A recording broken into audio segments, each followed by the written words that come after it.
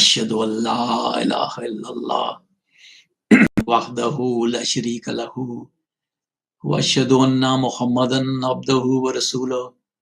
Amma ba'du, fa'udhu billahi minash shaitanir rajim. Bismillahir rahmanir rahim. This is study number 10 of the Ramadan daily Quran studies for the year 2022, presented by myself, Zahid Aziz, on behalf of the MD Anjuman Ishat Islam Lahore, UK. The topic of this study is the ablution or wuzu before prayer. In the terminology of Islamic law, wuzu means the washing of certain parts of the human body before prayers. And the necessary details of wuzu are actually given in the Holy Quran. A'udhu billahi minash shaitanir rajim. Bismillahir rahmanir rahim. Ya ayyuhallazina amanu iza qumtum ila salati faghsilu wujuhakum wa aydiyakum ila al-marafiqi wamsahu bi ru'usikum wa arjulakum ila al-ka'bayn. Which means, O you who believe, when you rise up for prayer, wash your faces and your hands up to the elbows, and wipe your heads, and wash your feet up to the ankles. Chapter 5, verse 6. Wuzu may be performed before every prayer, that is to say the established 5 daily prayers, but the necessity for it arises only when there has been passing of urine, stools, or wind, or when a person has been fast asleep since his previous wuzu. And the taking of a bath is necessary in certain cases before the regular prayer can be performed. For example, after sexual intercourse. Bath is also necessary for the Friday and the Eid prayers, when clean clothes must also be put on and some fragrance used if possible. Now this serves as a preparation for going before the higher presence of God, and it helps the actual act of ablution, helps to turn one's attention from lower objects and divert it to the higher. And it also makes the atmosphere in which gatherings of people take place purer and healthier. Now the Holy Prophet Muhammad Sallallahu Alaihi Wasallam has said in a hadith, La salata liman la wuzu'a lahu, wa la wuzu'a liman lam yazkur ismallahi alayhi. That person has not performed prayer who has not done wuzu. And that person has not done wuzu who does not remember Allah in doing it. And this is in Abu Dawud Hadith 101. So this shows that the performance of wuzu for prayer is essential, but not as a mere bodily ritual. A person should be clean, and he should feel that he stands in need of the purification of the soul as he stands in need of the cleaning of the body, which he is doing with his hands. So the remembrance of Allah during wuzu is needed to direct attention to this, to the necessity of the purification of the soul. And the founder of the Ahmadiyya movement, Hazrat Mirza Ghulam Ahmad, has written this instruction for his followers. And I quote him in translation. When you stand up for prayer, for salat, it should not be as if you are performing a ritual.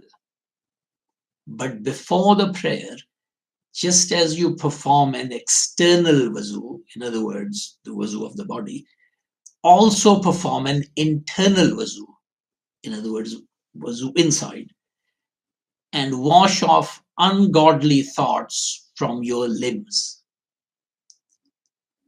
Thoughts from your limbs, because it is with our limbs, of course, that we commit sin and wrongdoing of all kinds. Our thoughts from our mind go to our limbs and put them into motion to do whatever the thought wants them to do. So that was just my observation in the middle of reading the quotation. Then the quotation from Hazrat Mirza Ghulam Ahmad continues. Then with both these ablutions, with both these wuzus, internal and external, stand up and make many supplications in your prayer. When water is not available, it is still necessary to perform an act which diverts attention from bodily purification to the purity of the soul. And the purity of the soul is actually the aim of prayer. And this act, when water is not available, is called tayammum, and directions for it are laid down in the Holy Quran. It says, if I just read it in translation, and if you cannot find water, then resort to pure earth and wipe your faces and your hands with it. Allah does not desire to place a burden on you, but He wishes to purify you, and that you may complete, and that He may complete His favor on you, so that you may give thanks. Chapter 5, verse 6. It's the continuation of the verse which I read at the beginning.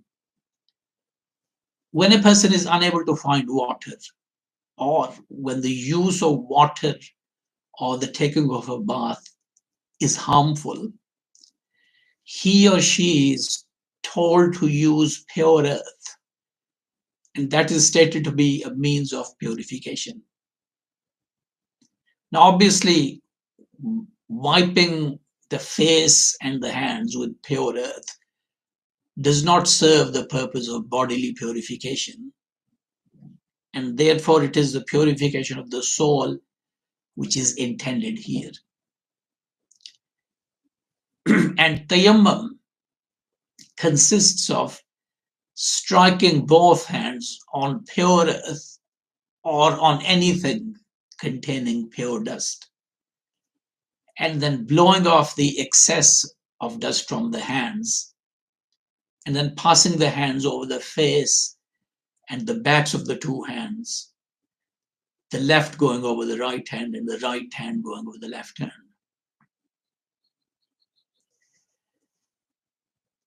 The verse of the Holy Quran about wuzu and tayammum, which I read above, this was revealed, being in chapter 5, it was revealed at Medina, and in fact in a fairly late period there. But Muslims used to be saying prayers all the way from nearly the beginning of Islam in Makkah, and they were performing wuzu then as well. So the description of the wuzu in this verse was only a confirmation of what the Holy Prophet ﷺ was already practicing before this revelation came.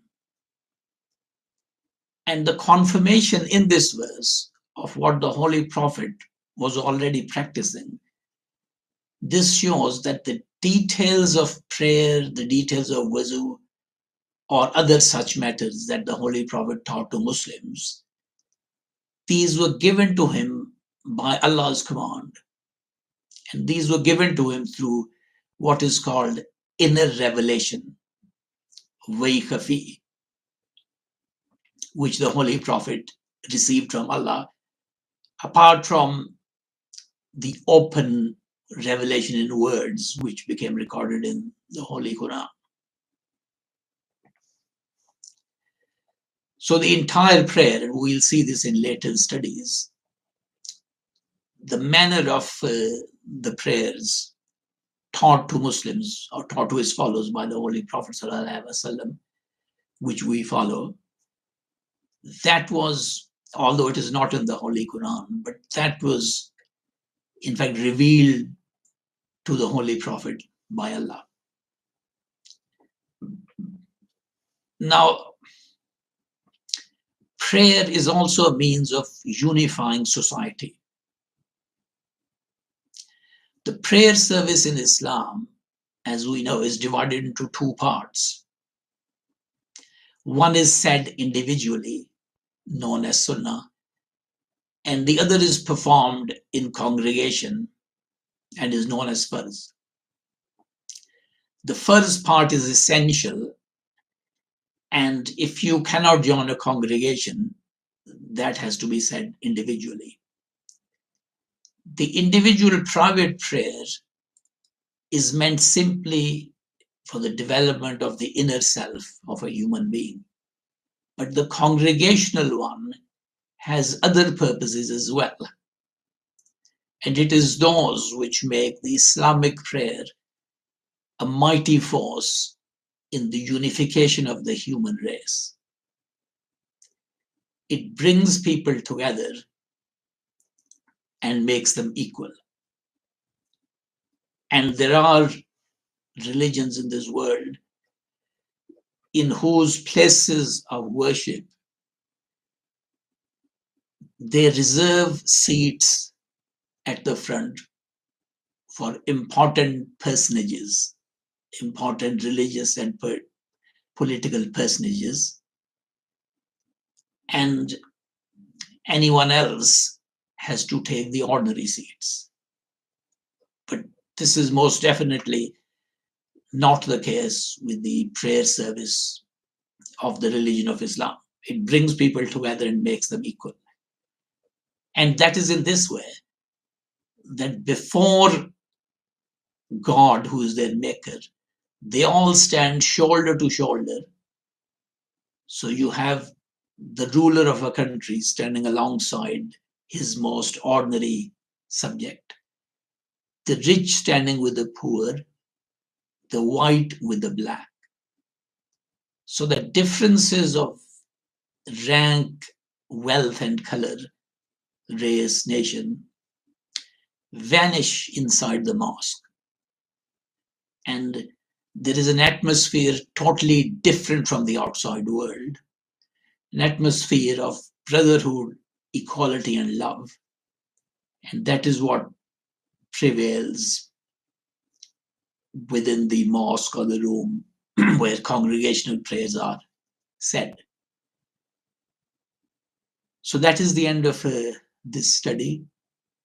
ربنا تقبل منا إنك أنت السميع العليم وتب علينا إنك أنت التواب الرحيم آمين.